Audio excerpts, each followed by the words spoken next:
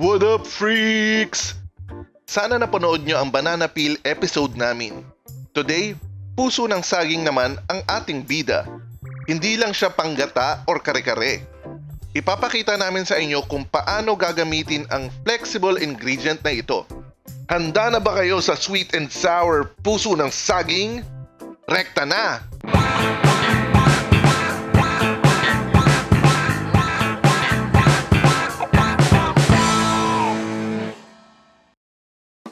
Kailangan natin ng mga sumusunod.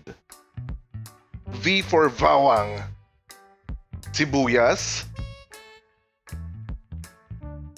Sakto, may bunga na pala yung puno ng kapitbahay. Alam, may CCTV pala.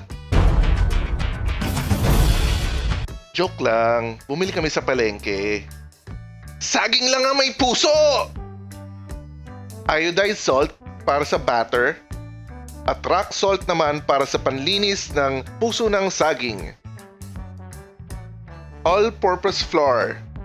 Hindi tayo gagawa ng cake ha. Spring onions.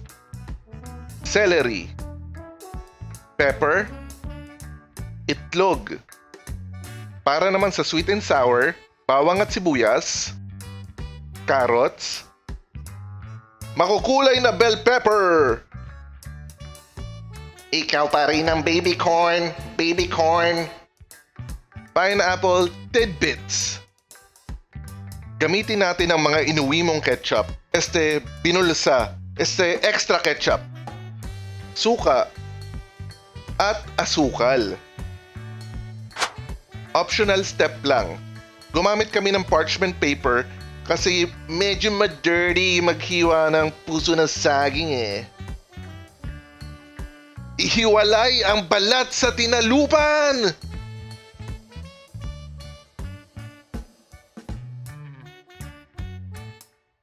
Yan!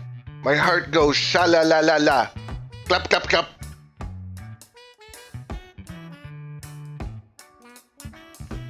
Dun, dun, dun, dun, dun. Chop it good! Boom! Tapos! Kitams, ang laki talaga ng tulong ng parchment paper. Lagyan na natin ng rock salt ang na-chop na puso ng saging. Ito ay para kusang humiwalay ang mga dagta nito.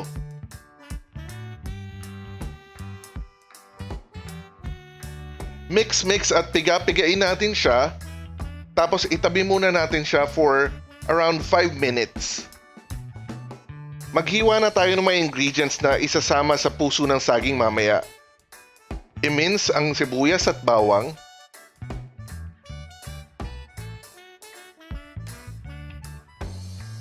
I-chop na din ang celery at spring onions.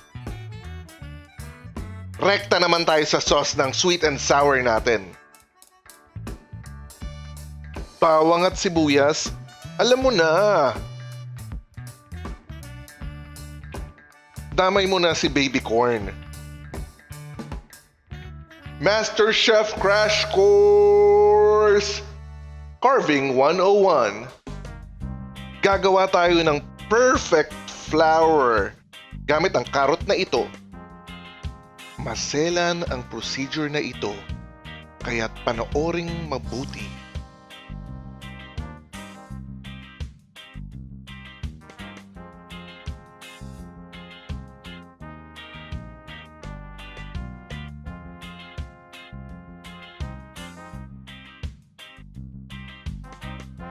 O, di ba?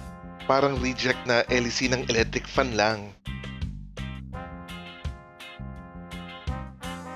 Hiwain mo na din ang makukulay na bell pepper. After 5 minutes or so, pwede na natin balikan yung itinabi nating puso ng saging. Nakita nyo naman, medyo lumambot na siya at humiwalay na ang dagta nito. Piga at ilagay sa isa pang lalagyan. Kumuha ng tubig at paliguan sila uli. Ginagawa natin ito para siguraduhing matanggal ang dagta at alat na galing sa asin.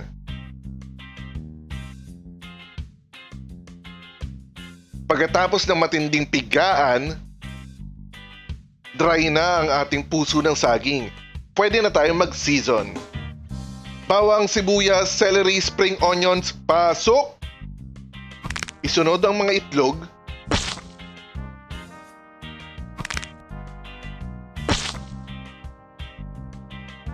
Asin at paminta.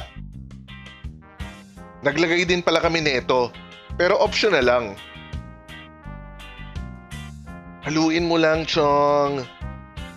Lastly, ilagay ang flour. Ready to roll! Powder or lotion, sir? Wala! Kasi oil ang kailangan natin. Lagyan ng oil ang kamay para hindi dumikit. Kayo ang bahala sa laki ng balls. Wow! Oh! Samantala yung mga balls ko! Deep fry lang pala. Jacuzzi time! Nice! Well done, guys! Gawin naman natin yung sweet and sour sauce. So habang tinatapos natin yung deep fry, pwede na tayo mag-start mag-gisa.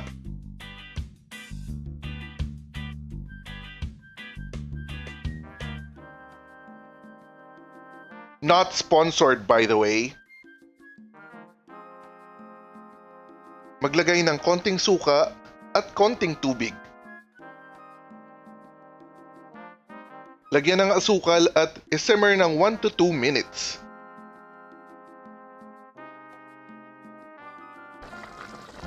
Yan, kumukulo na siya. By the way, pwede rin natin siya lagyan ng pampalapot. Gumamit kami ng slurry. Ito ay tubig na may halong cornstarch.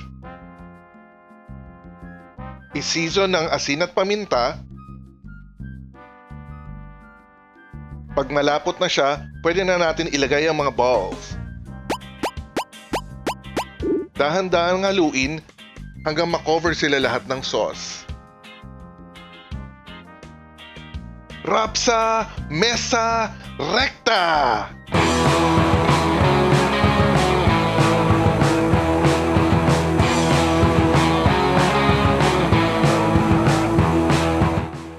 Sauce! Ang saucy naman nito.